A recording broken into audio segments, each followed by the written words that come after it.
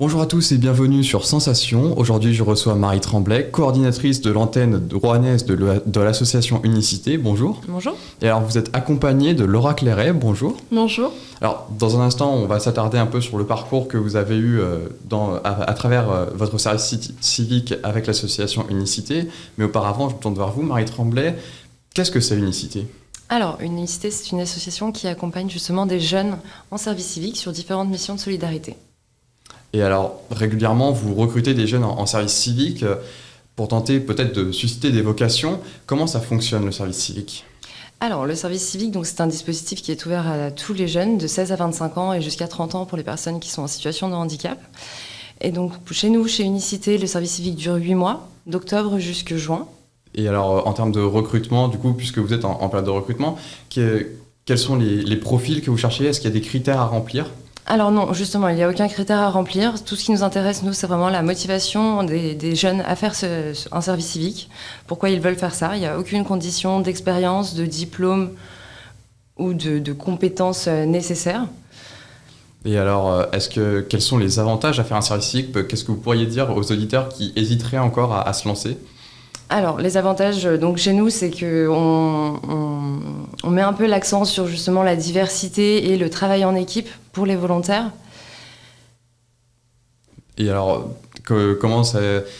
est-ce que vous définiriez le service civique comme une étape de la vie, une transition entre les études et la vie professionnelle ? Pourquoi ça peut être la bienvenue de faire un service civique ? Alors, ça peut être un moment de transition, justement, oui, entre études et vie professionnelle. Ça peut également être un moment juste de pause, de césure, pour prendre un temps pour soi, pour réfléchir à son projet d'avenir, à ce qu'on veut faire, ou se réorienter justement dans les études. Voilà, en plein milieu de parcours, on va dire, pour les gens qui se questionnent un petit peu sur leur avenir et qui ne sont pas toujours dans des filières qui leur correspondent et qui veulent prendre un temps pour bien y réfléchir. Et ça peut être ce cas-là aussi. Et alors, vous menez également un accompagnement après service civique. En quoi il consiste cet accompagnement ?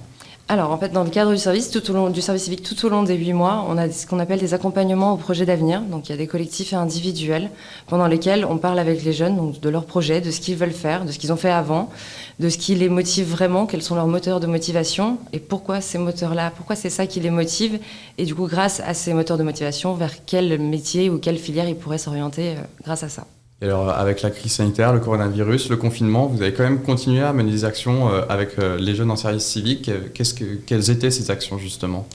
Alors, pendant le confinement, la plupart des actions ont pu être adaptées quand même à distance. Donc, notamment pour les volontaires qui accompagnaient des publics vulnérables, personnes âgées ou personnes en situation de handicap. Ça consistait notamment à prendre des nouvelles, à appeler, à faire des visios, à prendre vraiment des nouvelles, écrire des lettres aussi, des fois, pour les personnes âgées.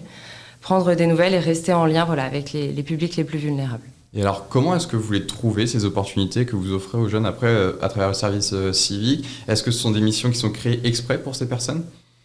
Alors, c'est des missions qui nous sont faites au niveau national, Unicité, et chaque territoire, chaque antenne localement peut reprendre cette mission-là et après à elle-même de développer ses partenariats pour pouvoir la mettre en place.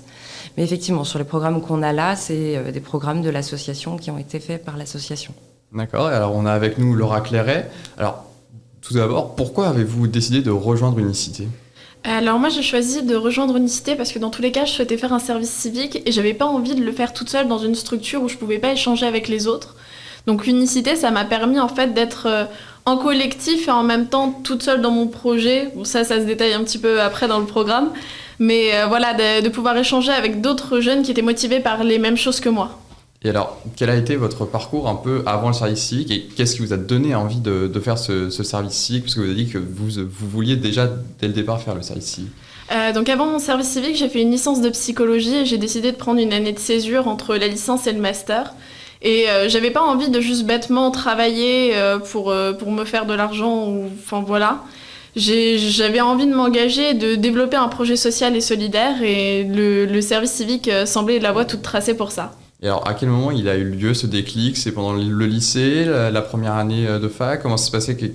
Quand s'est passé le déclic et pourquoi ? Est-ce qu'il y a eu une fatigue des études, quelque chose comme ça ? Je sais pas si je peux vraiment parler de fatigue des études, mais pendant ma 3e année de licence, je savais ce qui m'attendait en master et j'avais envie de m'accorder quand même une pause, déjà pour moi, avant de commencer donc cette dernière étape avant la vie active.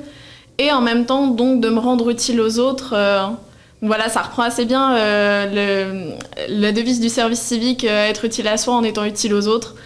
C'est vraiment ce qui me correspondait à cet instant. Et alors vous, personnellement, vous avez participé au programme Rêve et Réalise. Alors, qu'est-ce que c'est ce programme ?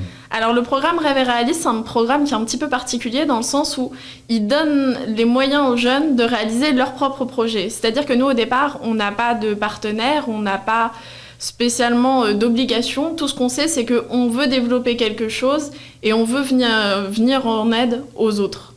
Et donc voilà, c'est un programme où on doit aller chercher ses partenaires seuls, on doit développer son projet seul. On est quand même accompagné donc, par nos coordinateurs et même par les autres, puisqu'on s'entraide énormément. Mais voilà, il y a autant de projets en fait, dans le programme Rêve et Réalise qu'il y a de volontaires.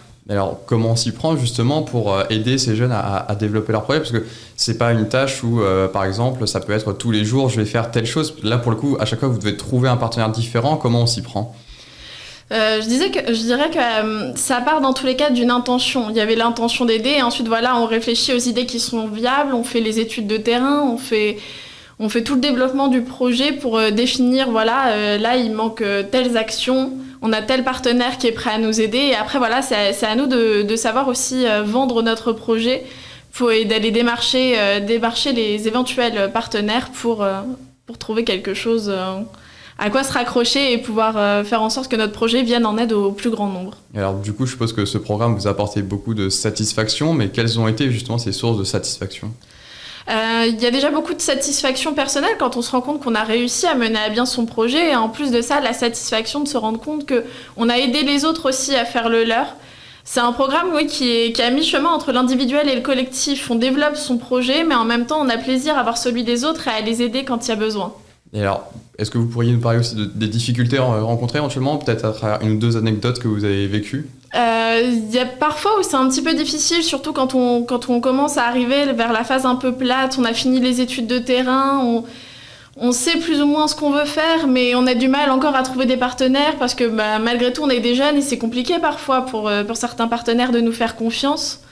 Donc c'est un petit peu se heurter à des murs parfois et encore j'ai été relativement chanceuse puisque mes coéquipières et moi on n'a pas eu tant de refus que ça. Mais je sais que pour certains, ça a été délicat de se heurter, au refus des partenaires qui n'avaient pas toujours énormément confiance. Et alors, quelle expérience vous retirez de cette participation à ce programme, tant sur le plan professionnel que personnel ?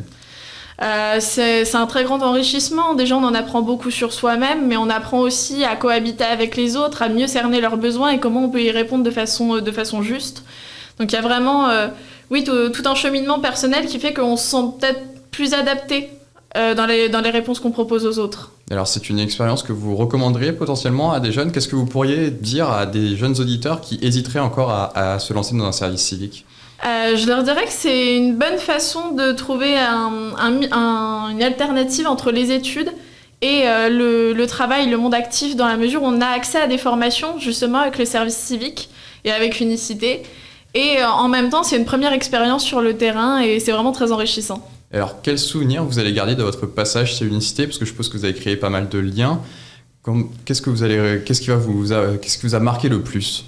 Je dirais la diversité des volontaires. Il y avait vraiment des jeunes qui venaient de tous horizons et qui étaient juste là par bonne volonté.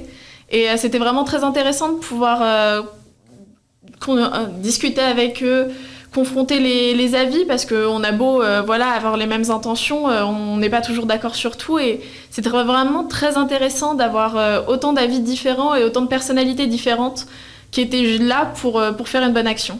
Et alors, maintenant que vous avez terminé votre service civique, qu'est-ce que vous allez faire après ? Donc là, je vais reprendre mon master de psychologie et en même temps, avec le service civique, je me suis découvert une petite passion, je dirais, pour le stand-up, qui a été motivée par un de mes chers camarades qui m'a poussée à en faire pour la première fois. Et je pense que je vais aussi continuer de creuser sur cette voie-là. Et voilà. Eh bien, merci beaucoup Laura Clairet d'avoir été avec nous. Merci également à vous, Marie Tremblay. Donc, je rappelle que vous êtes coordinatrice de l'antenne rouennaise de l'association Unicité. Et alors, les jeunes ou les parents qui ont entendu cette émission peuvent retrouver d'autres informations sur le site officiel d'Unicité ainsi que sur les réseaux sociaux. Vous pouvez retrouver cette émission en podcast audio et vidéo sur notre site et notre application Radio Sensation.